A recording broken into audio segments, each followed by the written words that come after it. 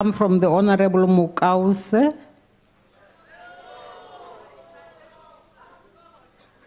Thank you, Speaker. Deputy President, despite the fact that your office rejected claims made by one of your own, the ANC Youth League, that you own a certain portion in the ComCare, but we are not concerned about that. We still believe, as the EFF, that senior government leaders own shares in most of the institutions.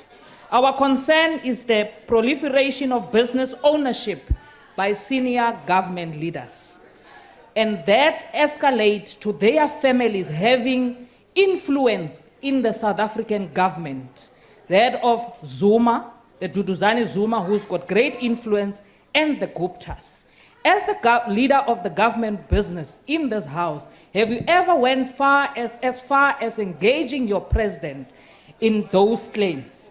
And you ever went that far as engaging the president about the claims made by the deputy president, but the deputy minister of finance of the Guptas having afforded him an opportunity to be the Minister of Finance? Thank you. The Honorable Deputy President.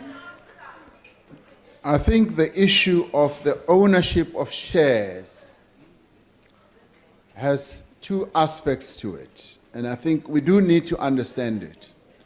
There's the issue of share ownership as part of one's portfolio, say on shares that are traded on the stock exchange, where you can buy shares and sell shares on an ongoing basis in various companies because they offer a growth that you may not get if you leave your money in the bank.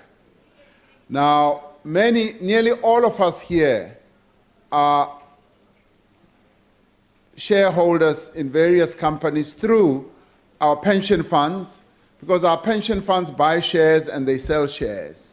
So we should not then be derogatory against people who may own a listed share here and there, which is listed on the stock exchange, because that's part of their investment management.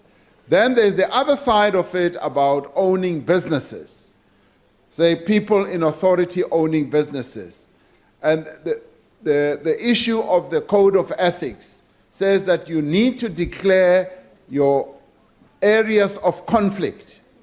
And this often comes out when a person in a position of authority, like a minister, like myself, if you are going to own shares in a regulated industry or in a company that operates in a regulated area, that gives rise to conflicts. And that is why the Code of Ethics says you should declare it, have it, either you sell it or it's managed by somebody else through a blind trust or whatever.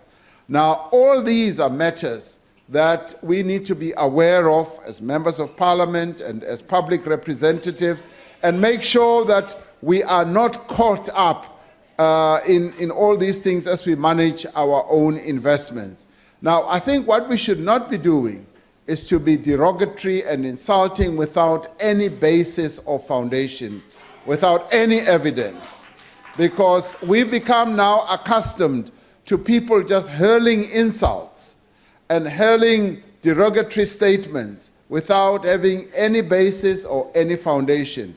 And I think we should base our statements on facts, because facts is what really should regulate everything, and after analyzing the facts, then we should regulate our own reaction and our behavior to particular people. Now, the question that you raised, as I recall, those matters are also now subject of review processes. They were looked into by the public protector, which involved the Deputy Minister of Finance and all that. And those matters are in the process of being handled by another institution.